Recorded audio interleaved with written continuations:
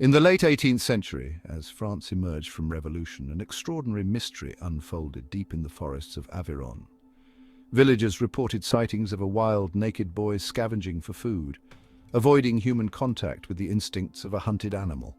For years he evaded capture, slipping away as though the forest itself protected him.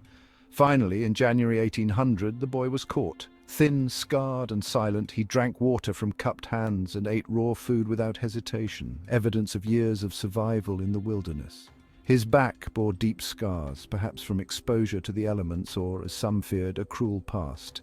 The boy, later named Victor, was an enigma. Who was he? Had he been abandoned, or did he flee from tragedy? His story captivated scientists and citizens alike, but the boy gave no answers. Only questions about what it means to survive outside the bounds of society.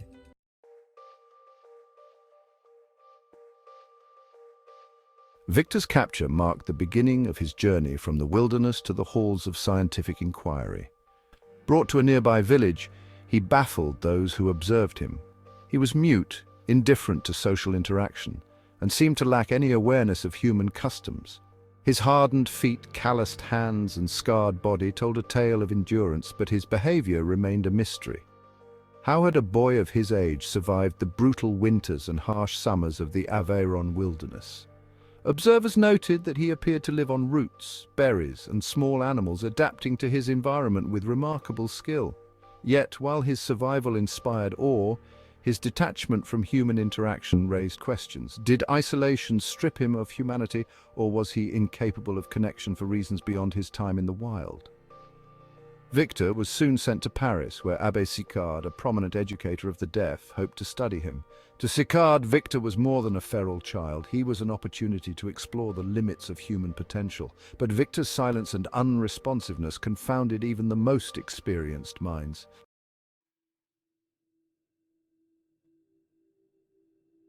At the National Institution for Deaf-Mutes, Victor met Dr. Jean-Marc Gaspard Itard, a young physician who believed education could unlock Victor's humanity.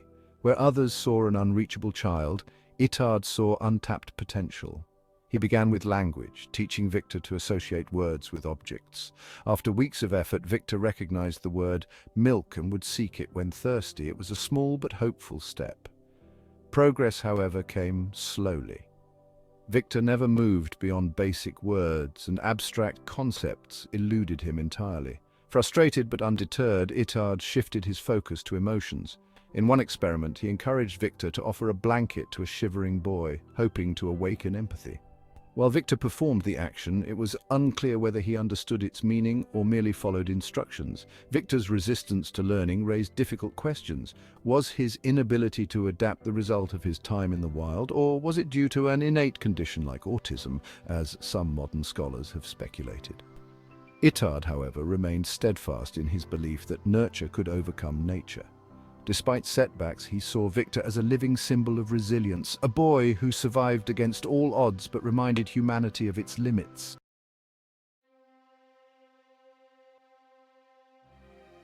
Victor's case didn't just intrigue the minds of his time, it ignited profound debates that bridged science and philosophy. He was a living experiment in the nature versus nurture debate, challenging Enlightenment ideals about what it means to be human. Could education and environment unlock his potential? Or were there innate qualities that no amount of nurturing could change? Language became the central focus. Without words, Victor couldn't connect, express emotions, or engage with society as others did. His inability to acquire more than a handful of words supported the critical period hypothesis, the idea that there is a narrow window during early childhood when the brain is most receptive to language. After that, the door closes and the ability to learn fades. Victor's case seemed to confirm this, as his isolation had denied him that vital developmental opportunity. Yet language was only part of the puzzle. Victor's emotional detachment raised another question. Could he experience love, empathy, or connection? Some believed his years in the wilderness stripped him of these abilities, while modern theories suggest he may have had autism or a related condition that made social interaction challenging. While his occasional smiles and moments of attachment to Itard hinted at a capacity for connection, much of his inner world remained a mystery. Victor's struggles forced society to confront uncomfortable truths. Were there limits to what education could achieve? Could nature truly be overcome by nurture?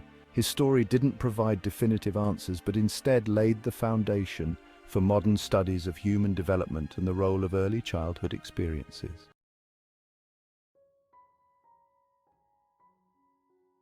As Victor became a subject of study, he also became the center of an ethical debate that continues to resonate. Dr. Ettard genuinely cared for Victor, but his experiments often reduced him to a project, a puzzle to be solved. Victor had no voice in his treatment, no ability to consent to the relentless attempts to reshape his mind and behavior. Every aspect of Victor's life was documented and scrutinized, from his ability to recognize objects to his responses to carefully staged emotional scenarios. In one experiment, Ettard observed Victor's reaction to music, hoping it might stir his emotions. In another, he tracked how Victor reacted to hunger or thirst, pushing him to make choices that revealed his reasoning abilities. These experiments, while groundbreaking, often treated Victor more as a specimen than a person. Even the public played a role in Victor's objectification. His story captured widespread attention, with people viewing him as a curiosity, a wild boy who lived outside the bounds of civilization. While some celebrated him as a marvel of human endurance, others dismissed him as a failed experiment. Few stopped to ask what Victor might have wanted or needed. Did he feel comforted by Ettard's care, or did he feel trapped by the constant demands placed upon him? Victor's life raises a timeless question. How do we balance the pursuit of knowledge with the dignity of those we study? While Ettard's work laid the foundation for modern psychology and special education, it also serves as a reminder that progress should never come at the cost of compassion.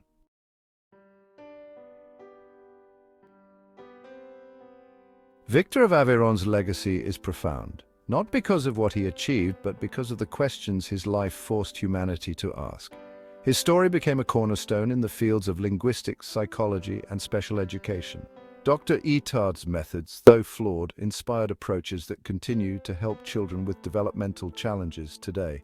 Victor's survival in the wilderness speaks to the resilience of the human spirit, but his struggles in society reveal how deeply humans rely on connection. Without language, Victor could not share his thoughts or emotions, and this isolation became both his tragedy and his defining feature. His life confirmed what philosophers and scientists had long suspected: language is not just a tool, it is the very fabric of what makes us human. In his later years, Victor lived quietly under the care of Madame Guérin, a housekeeper who treated him with kindness and patience. He passed away in 1828, leaving behind a life that continues to inspire reflection. His story is a reminder that humanity is not measured solely by intelligence or accomplishments, but by the compassion we extend to those who are different. Victor's story doesn't give us easy answers, it gives us enduring questions. What does it mean to be human? Can we nurture humanity into someone who has lived without it? And most importantly, how do we treat those who challenge our understanding of what it means to belong? Victor may not have spoken, but his life continues to speak volumes.